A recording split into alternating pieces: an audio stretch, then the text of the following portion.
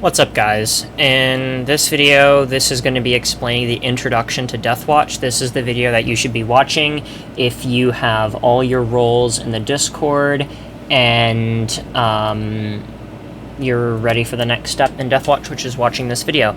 The roles that you should have are active Stalcraft player, and then English or Spanish speaker or whatever language you have, and then either Spanish Stalcraft or Stalcraft. And then you should have what stage you are and what of the 6 divisions, sub-factions you're in. That's what I mean, yeah, sub-factions you're in. Stalker, Bandit, Covenant, Freedom, Mercenary, or Duty. So this video is going to talk about many important things that you need to know to be in the clan. So yeah, I'll just get right into it. Also, it will talk about other ways you can get more roles. So first of all, Death Watch is a clan that focuses on recruiting good people and only good people. We want to make the community a better place for everyone to play in, and there's a lot more background story to that, and I can go a lot more in depth of that. If you want to know more, you can watch the YouTube series on this channel called The Truth. Yeah. It's a lot of important stuff about the political climate and what's going on in Stalcraft, and why, if you don't care, you should care, and why that's important. But we, want to have a good, powerful clan, and we want everyone to, have fun and work together, and we want to fight against toxicity, hacking, scamming, racism, and all of that in the clan.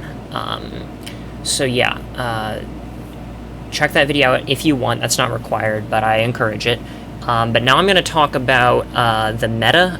We are a pretty efficient, competitive clan, and we like to focus on the meta for the most part.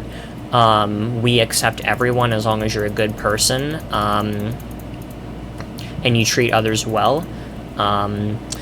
And we don't force anyone to go for the best gear. If they want to go for an armor that they think looks cool, but it isn't that good, that's fine. We just really don't encourage that in a game like Stalcraft, because it's a very competitive game, and especially when you get to endgame, if you're not running the best stuff, you're not going to do as well as the people that are running the best stuff, and it can get very difficult when you go to places like Backwater, Yanov, Red Forest, and Lemansk. So we highly encourage you to run the best gear, because winning is fun, and winning is more fun than losing. So yeah, I enjoy winning, so I run a lot of meta stuff. This is what I use when I go farming. This is some of my artifacts, as you can see. Yeah, don't worry, we'll go into what everything is more. But yeah, I'm going to talk about the meta. If you don't want to listen to it, you don't have to. And you can fast forward to this point in the video. So yeah, anyways, about the meta. I'm going to start off with armors. So there are 4 meta armors in the game. That is the Centurion, the Chieftain, the Raps Age 6 Nomad, and the Saturn. No other armors in the game have any point in using, you should ever use, or, have any point in them whatsoever. Maybe actually, I'm going to say 5. The Hounds is useful in very specific circumstances when you're very rich and you've already made a ton of progress. But that is not something you should get anytime soon. So the most important out of all of these armors is the Centurion. This is the armor that you're going to be using the most. And another thing I want to mention is it's okay to use anything that you have that's the best in whatever line. So if you're using the Warren Centurion, or the damaged, or the Warren Siva, like whatever you have that's best in that line, use that. For the most part, you want to be using whatever you have that's best in the Centurion line. If you have to go do a certain quest and you don't have infectious artifacts to get into the areas, then you can use a scientist suit. A scientist suit is a really good temporary option until you get infectious artifacts to get into certain areas. It is best for for everywhere except backwater. It is best, actually, I take that back. For everywhere except some parts of backwater, it is best to use infectious artifacts with combat gear instead of using a scientist suit to get into the infectious areas. This is because you want to always adapt to your number one threat, and you want to, and that is always going to be PvP. You want to make sure that your strongest and your gear, armor, artifacts, everything are best shifted towards your number one threat, for the most part, and that's always going to be PvP. So what you want to do is use the Centurion with infectious artifacts to get into infectious zones. You can also use pills. I recommend in the long run getting all the infectious artifacts. The infectious artifacts I'm talking about are mirrors, Colubucks, moonlights, shells, pellicles, crystals, acid crystals, and electric crystals, and droplets. I would say the mirror is a better option to get instead of Colubucks and moonlights. So yeah, invest in these artifacts because they are going to be important and useful in the long run. I would invest in a scientist suit first, though. Get a good scientist suit so you can do your weekly quests and everything else that you need to do to get into the infectious zones to complete your weeklies or dailies. But be focusing on the Centurion and the Saturn for the most part. Now, the Chieftain is only good for Clan Wars. Same with the Raps AH6 Nomad. This armor is going to be used in Clan Wars to carry around tents, to place them. We're going to have 1 to 2 people in a 30-man clan that have this armor, so they can carry around tents, so we can respawn there, and so they can take certain points that are Bio 3 on certain Clan Wars maps. That is their main purpose, to go into Bio 3 during Clan Wars to take points that are in Bio 3. But again, we only want 1 or 2 of these in a 30-man clan. And then for these, I would say we should have about 7 or 8 of these in a 30-man clan. So about, I would say the ideal situation is 1 of the combo nomads, 7 of these, and then 22 centurions. That is the ideal setup for a 30-man clan, in my opinion. The Chieftain armors are really good at defending and holding points. They're very slow, but they have a lot of health. They're also really good at long range because speed is more important at close range, and long range, healing effectiveness and health is more important. But healing effectiveness is always going to be pretty much the most important. It's the best attribute. Speed is getting nerfed pretty soon. This video is recorded on October 1st, 2023. But yeah, speed is very useful. And before I get into the artifact meta, which I'm kind of already talking about here, finally, the Hound. I would say this is the... No. Okay, there we go. The Hound. This is the very last thing you should get. I would say this is useful for when you're... Let's say you farm at like 4 in the morning for some reason, or there's just no one online at the time you're playing. This is the fastest armor in the game. Or if you're traveling from like Bar to Freedom Underground or wherever to do a trade, or if you go back down south to farm, and if you don't need to worry about PvP at all and you're 100% sure you don't need to worry about PvP, the Hounds is the best option because of its speed. But if you ever run into PvP and you're in a Hound, you're like glass. You have so little health. The Hound has very little bullet health compared to the Centurion. And now one final thing I want to say about armors is the best armor that's in the game, period, is called the Albatross Stormtrooper. It's an RU armor. We don't have it yet. I'll show a screenshot of it right here.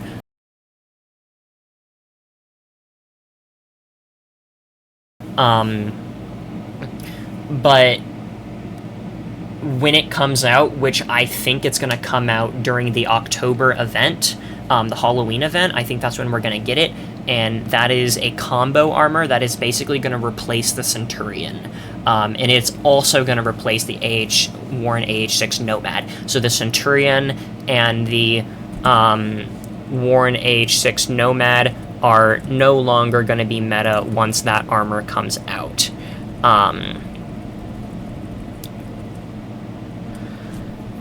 Yeah, so the Albatross Stormtrooper will replace both of those, and that armor runs Bear's Den 6, so that is going to make Bear's Den 6 even more meta. But yeah, focus on hives. Get 2 hives. You want 1 for speed, 1 for PvP, and then you use those with all your armors. Do not get Bear's Den 6s unless you have the Albatross Stormtrooper or plan to buy one. I'm not sure if when the event comes out, if it's going to be something like the Macmillan to where you can farm it by buying a bunch of crates and getting lucky and getting it, and then you can sell it to other people. I'm not sure if it's going to be like to where you can sell it to other people like it is in RU, or if it's going to be like the Macmillan where you can't sell it. It's a locked item when you get it out of the crate. We will see. But I would not recommend investing in Bear's Den 6s unless you regularly unless that it should be the last thing you farm, other than maybe the Hound. Maybe that should be later, depending on if you have the Stormtrooper. If you have the Albatross Stormtrooper, definitely get some Bear's Den 6s. If not, Bear's Den 6s should be the last thing you get. 2 Bear's Den 6s should be the very last thing you get after like a Hound and maybe a Saturn. Honestly, with Infectious Artifacts and an Albatross Stormtrooper, there's no point in really getting a Saturn. To my knowledge, maybe you do need it for some areas in Backwater, but I'm not 100% sure. But yeah, that's armors for you. Now, artifact meta. So, the artifact meta, I would say there's 3 main categories: carry weight, speed, infectious artifacts, and PvP. We're not going to go over infectious artifacts because I already talked about all of those, but we can start with the speed artifacts. These are going to be the artifacts I recommend you investing in first, because speed is very good at close range, and it's very good in PvP. It's not as good as PvP artifacts, but it is very useful because it's going to help your farming and just general playing more efficient because you're moving faster, and it's also good for PvP. Not as good as PvP artifacts, though. So yeah, let's just get right into it. The meta speed artifacts in the game are... So the best possible speed build is that you could run with a hive is 2 bracelets, 2 whirlwinds, and...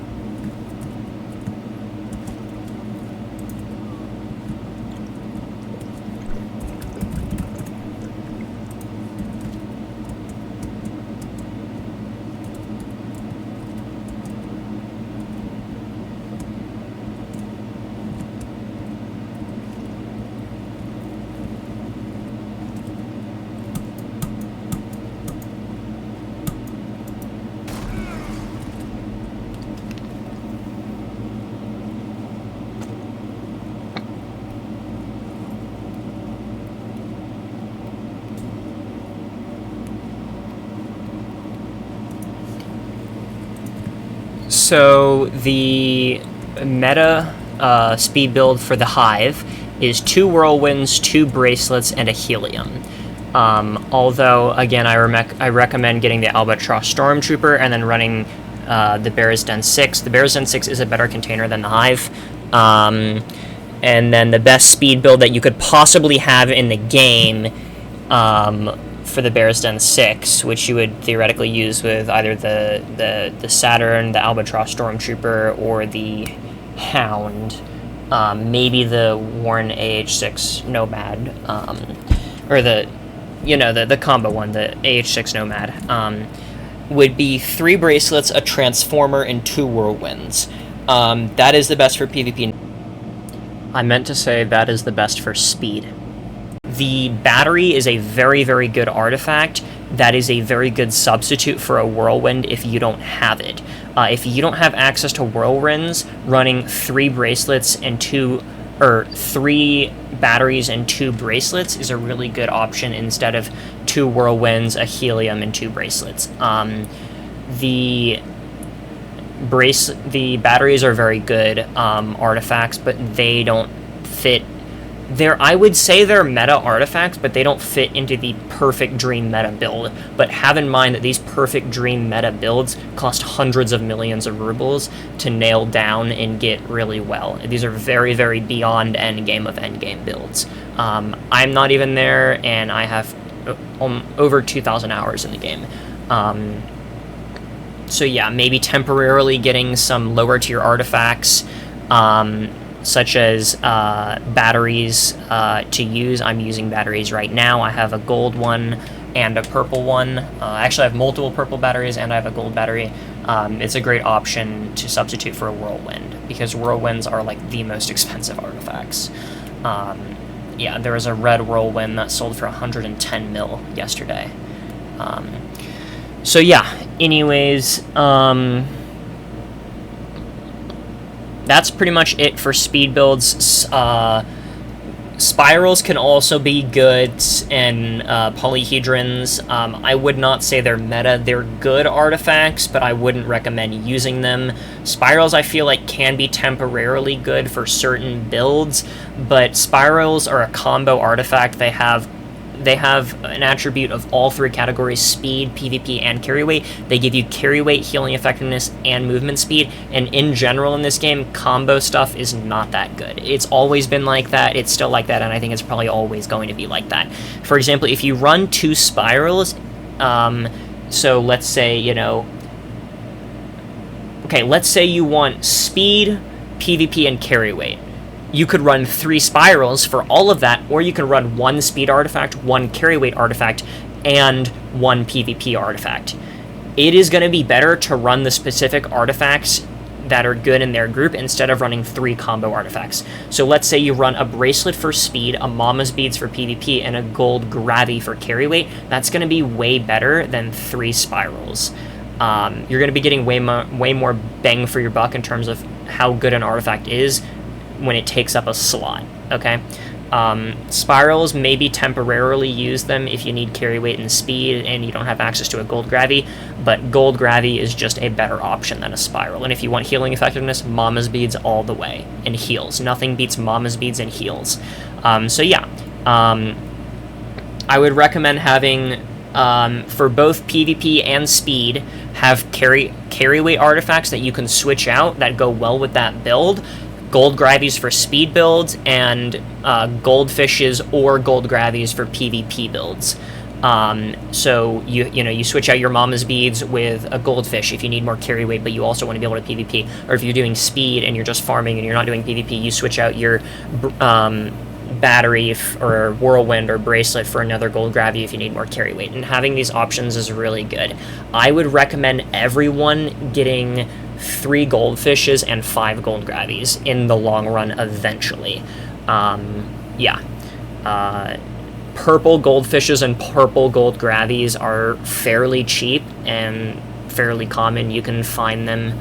I wouldn't recommend... So there's certain artifacts that I wouldn't recommend getting lower than purple ones. If you know the correct ways to farm, I'll go ahead and talk about that right now. The best way to farm in the game is to go around doing all the encampments, defending anomalous installations. Defending anomalous installations are the #1 way to make money, but go around, do all the defending anomalous installations, all the shooter encampments, so zombies, monolith, and all the sub-faction encampments, and then boar, snork, and bloodsucker dens, especially bloodsucker dens, and especially the monolith. But above all, the defending anomalous installation. And airdrops are really good for farming money as well, but the thing is, airdrops rely on the auction house for you to make a lot of money off of them. But again, if you need quantum batteries to buy something, you should be doing quantum battery airdrops. You can also do deliveries to get a lot of quantum batteries through that if you're not quite good enough to do airdrops consistently. But just get good at PvP by training. Neon Booze is the PvP trainer in Death Watch. He can train you. I would also highly recommend reading through the tips channel in Death Watch. We have a lot of things you can learn there. Yeah. And add things to the tips channel. Definitely look through our Discord, see all the systems and organization systems we have to offer that can enhance your experience in Stalcraft and in the clan. But yeah, so I explained how to farm. Backwater's the best for farming, but farm Red Forest and Yanav and Backwater together. If you're high enough skill, that's what I would recommend. Again, focus on defending anomalous installations for the most part, and airdrops and backwater. Yeah, those are really good. Now for PvP builds, artifacts, we have the best PvP build in the game. I know this is going to sound crazy, but it's all Mama's Beads. The Mama's Bead is the most overpowered and broken artifact in the game. If you get a artifact build with the Hive, you want to just run 5 Mama's Beads, and if you have the Bear's Den 6, you run 1 Proto Jellyfish and 5 Mama's Beads. The Bear's Den 6 build is slightly better because you get the stamina regen of the Proto Jellyfish. But yeah, and then if you need carry weight, just throw in some gold gravies or goldfishes there, and that'll do you really well. Again, I want to say vodka is a very meta item. Use vodka to decrease the radiation so you can run these builds. You need to run vodka with both of those PvP builds I just mentioned in order to do well. Other really good artifacts, if you don't have Mama's Beads, are Suns, Heals. A lot of the time, Suns and Heals go well together. And then Prisms can also be good. I wouldn't really recommend Prisms right now because everyone uses Incendiary ammo, and if you're going against Incendiary, which you're pretty much always going against in the current state of Stalcraft, Suns are just better than Prisms. And then Steel Cullibucks are kind of like Prisms, but they're just a little bit worse. And then there's shards are there too. Shards are not really that good. Just get a Mama's Beads. It's basically a shard, but better. Yeah, I wouldn't recommend using shards, honestly. Fireflies are garbage. Don't use them. I think that pretty much sums it up. Goldfishes are really good for carry weight and PvP. I use 3 goldfishes. If you want to look at my, this is my build. If I need more carry, this is my regular build for PvP. If I need more carry weight, I add another goldfish. Then for speed, this, and then if I need more carry weight, I have all of this. Very good.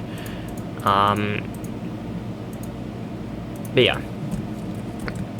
Anyways, yeah, so that's it. Carry weight, speed, PvP, infectious artifacts, all that. That is the meta for artifacts and armor covered.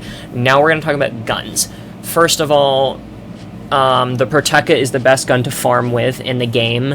The shotgun that you got from the event, the Iron Hand from the Crow event, is really good.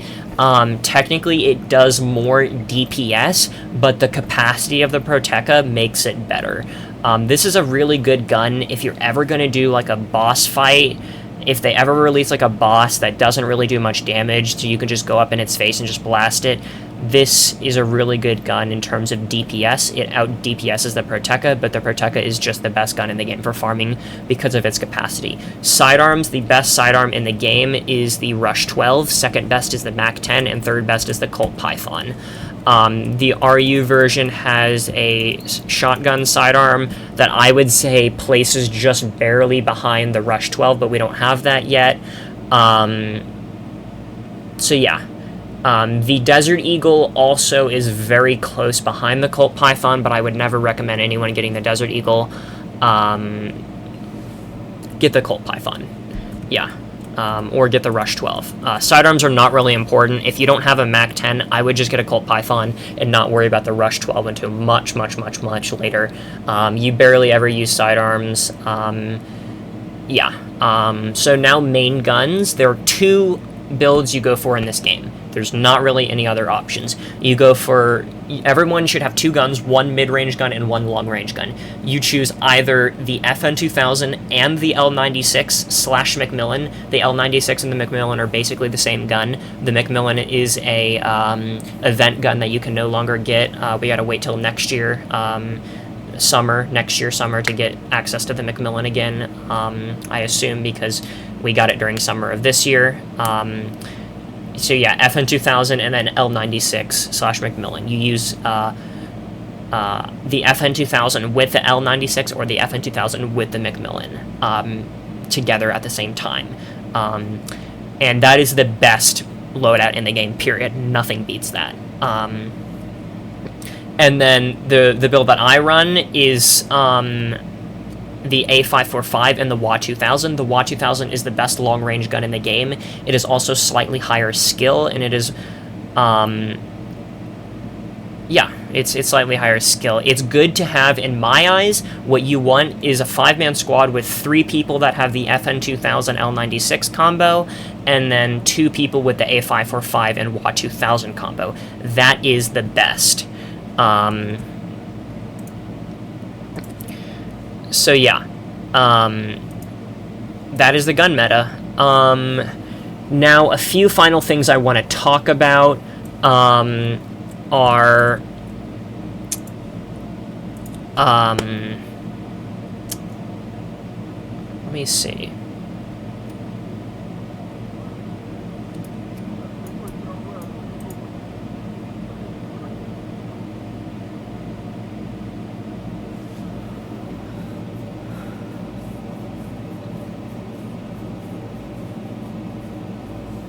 And then the last thing I want to talk about is remember to use composite plates for PvE, ceramic plates for PvP. Switch out your ceramic. Focus on staying alive in PvP, ducking back into cover before you die so your teammates can shoot for you and move up with you. Play with people. Always make sure you're farming at least 16 serum per week through your dailies and weeklies. Do clan wars if you can. Play as much as you can. This is an amazing game. It's my favorite game I've ever played in my life. It's great once you really get into it. Serum is very important, but nothing is more important than joining the VC when you play. You can join in mute, you can join in deafen, you can join in mute and stream, you can join in deafen and stream, or you can just join, talk, hang out. You can stream if you want. I encourage streaming, I encourage talking, but you need to join the VC when you play. It is very, very important. It is not forced, but it is so highly encouraged above all else. I could go on for hours on why joining the VC is important, but trust me when I say this, the VC is so important to join. I'll go a little bit into why.